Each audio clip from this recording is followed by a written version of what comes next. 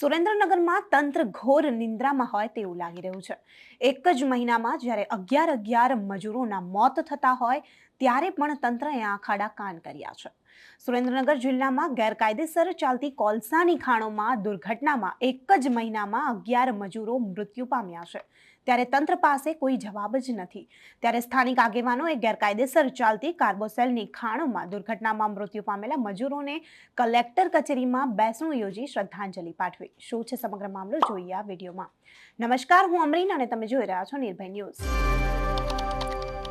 સુરેન્દ્રનગરનું તંત્ર લાગણીવિહીન બની ગયો હોય તેવું લાગી રહ્યું છે।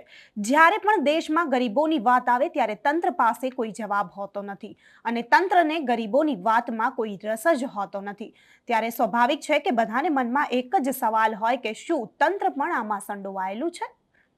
આના માટે ભારતીય જનતા પાર્ટી જે શાસનમાં છે, ધારાસભ્ય ત્યાંના છે, સાંસદ સુરેન્દ્રનગરના છે, છતાં પણ વારંવાર મજૂરોના મૃત્યુ થાય છે, પણ એક પણ અધિકારીનું સ્વમાન નથી જાગતું કે હવે કંઈક કરવું પડશે। મહેસૂલ વિભાગ હોય કે કલેક્ટર ઓફિસ હોય, બધા એક જીતે કે ગાઢ નિંદ્રામાં પડી રહ્યા છે કે જાણી જોઈને ગાઢ નિંદ્રામાં પડી રહ્યા છે।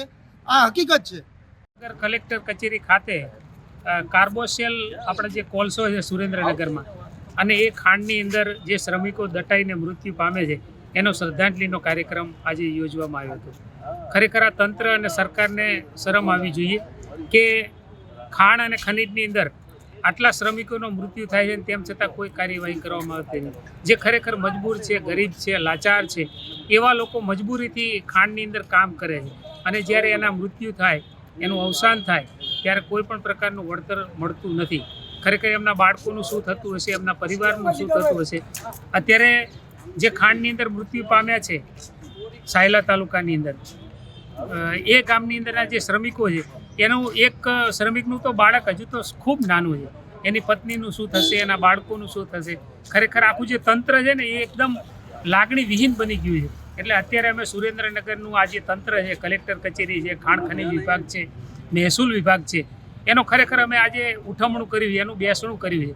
કારણ કે એમની પાસેની લાગણી શૂન્ય બની ગયા છે। આટલા મજૂરો મરે, આટલા શ્રમિકો મરે, છતાં પણ જો આ તંત્ર જાગતું ના હોય તો ખરેખર આશ્ચર્ય થાય કે આ તંત્રને પણ આમાંથી કંઈક હિસ્સો કે ભાગ મળતો હશે। આ રિપોર્ટ તમને કેવો લાગ્યો તમને કમેન્ટ કરીને ચોક્કસથી જણાવજો તથા અમારી ચેનલ નિર્ભય ન્યૂઝને લાઇક, શેર અને સબસ્ક્રાઇબ કરવાનું ભૂલતા નહીં। આભાર।